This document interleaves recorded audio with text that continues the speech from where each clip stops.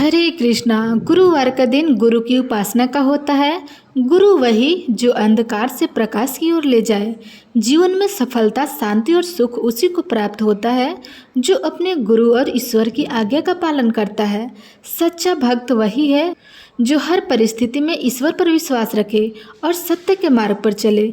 जिसके जीवन में गुरु और भक्ति का संग है, उसके जीवन में कभी अभाव नहीं होता। प्रिय श्रोताओं, इसी शुभ विचार के साथ आज हम श्रवण करेंगे गुरुवार की व्रत कथा। तो प्रेम से बोलिए बृहस्पति देवता की जय। प्राचीन काल की बात है। किसी राज्य में एक बहुत बड़ा प्रतापी और दानवीर राजा राज्य करता था।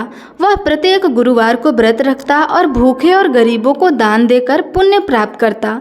लेकिन यह बात उसकी रानी को बिल्कुल अच्छी नहीं लगती। वह ना तो दान देती और ना ही व्रत करती और राजा को भी ऐसा करने से मना करती थी। एक बार राजा शिकार खेलने के लिए वन में चले गए। महल में रानी और दासी थी। उसी समय बृहस्पति देव साधु का रूप धारण करके राजा के दरबार पर भिक्षा मांगने आए। साधु ने जब रानी से भिक्षा मांगी तो रानी ने कहा कि शिशु महाराज, मैं इस दान पुण्य से तंग आ गई हूँ। आप कोई ऐसा उपाय बताइए जिससे कि सारा धन नष्ट हो जाए और मैं आराम से रह सकूं। साधु के रूप में बृहस्पति देव ने कहा, हे देवी, तुम तो बहुत ही विचित्र हो। संतान और धन से कभी कोई दुखी होता है क्या? अगर अधिक धन हो तो इसे शुभ कार्यों में लगाओ, कुंवारी कन्याओं का विवाह कराओ, विद्यालय और बाग बगीचे का निर्माण करवाओ। ऐसा करने से तुम्हारे दोनों लोग सुधर जाएंगे। परंतु साधु की इन बातों से रानी को खुशी नहीं हुई और रानी ने कहा, मुझे तो ऐसे धन की आवश्यकता ही नहीं जिसे मैं दान करती फिरूं, जिसे संभालने में मेरा समय नष्ट हो जाए। तभी साधु ने कहा, यदि तुम्हारी ऐसी इच्छा हो तो जैसा मैं कहता हूँ तुम वैसा ही करना। गुरुवार के दिन तुम अपने घर को गोबर से लिपना, अपने बालों को पीली मिट्टी से धोना और बाल धोते समय स्नान कर लेना और राजा से कहना कि वह गुरुवार को हजामत बनवा ले, भोजन में मांस मदिरा खाए, कपड़ा धोबी के यहाँ धुलने भेजना। इस प्रकार 7 बृहस्पतिवार करने से तुम्हारा सारा धन नष्ट हो जाएगा। इतना कह करके साधु रूपी बृहस्पति देव अंतर ध्यान हो गए। साधु के कहे अनुसार बातों को पूरा करते हुए रानी को केवल 3 ही बृहस्पतिवार बीते थे कि राजा की सारी धन नष्ट हो गई और भोजन के लिए भी राजा रानी परिवार तरसने लगे।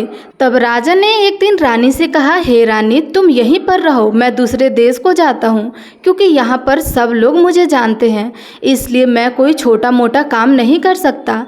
ऐसा कह करके राजा परदेश को चले गए। यहाँ रहे जंगल से लकड़ी काट कर लाते और शहर में बेचा करते।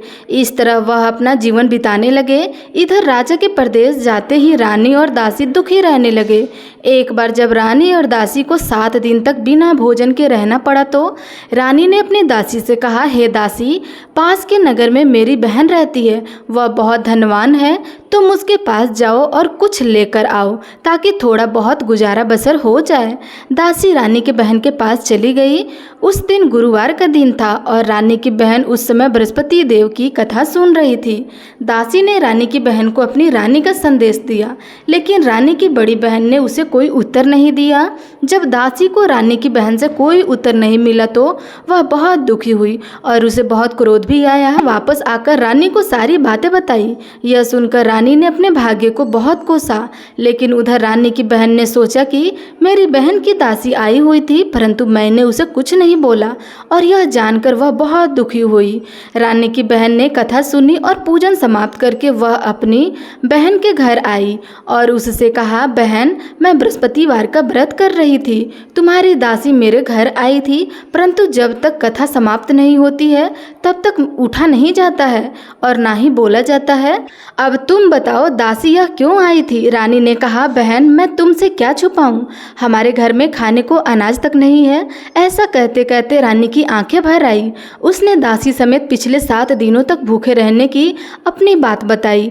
रानी के बहन ने यह सब जानकर कहा, देखो बहन, भगवान बृहस्पति देव सबकी मनोकामनाएं पूर्ण करते हैं। देखो, शायद तुम्हारे घर में अनाज रखा हो। पहले तो रानी को विश्वास ही नहीं हुआ, पर बहन के आग्रह करने पर उसने अपनी दासी को अंदर भेजा। तो उसे सचमुच अनाज से भरा एक घड़ा मिला।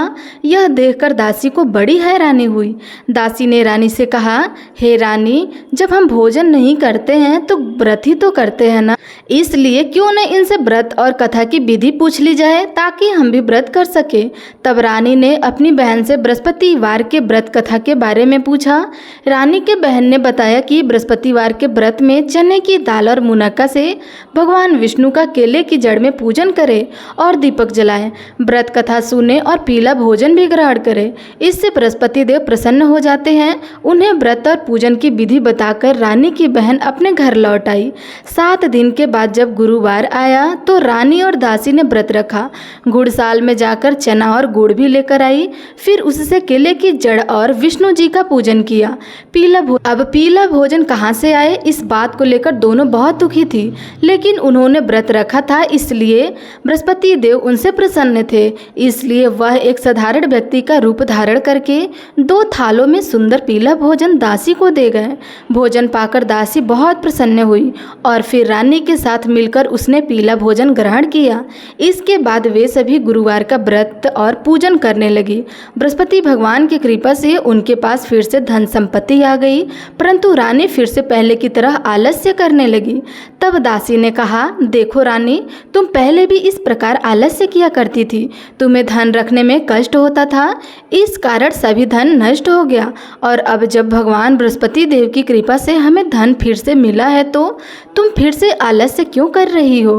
रानी को समझाते हुए दासी ने कहा, बड़ी मुसीबतों के बाद हमने इस तरह पाया है, इसलिए हमें दान पुण्य करना चाहिए, भूखे मनुष्यों को भोजन कराना चाहिए और धन को शुभ कार्यों में खर्च करना चाहिए, जिससे तुम्हारे कुल का यश बढ़ेगा, स्वर्ग की प्राप्ति होगी और तुम्हारे पितृ भी प्रसन्न होंगे। दासी की बात मानकर रानी अपना धन शुभ कार्यों में खर्च करने लगी, जिससे पूरे नगर में उसका यश फैल गया। दोस्तों, यह थे बृहस्पतिवार की व्रत कथा। बृहस्पतिवार व्रत कथा के बाद श्रद्धा के साथ आरती करनी चाहिए, जिसके बाद प्रसाद बांटकर उसे ग्रहण स्वयं करना चाहिए। दोस्तों, वीडियो अच्छी लगी हो तो लाइक कमेंट अवश्य करिएगा। धन्यवाद।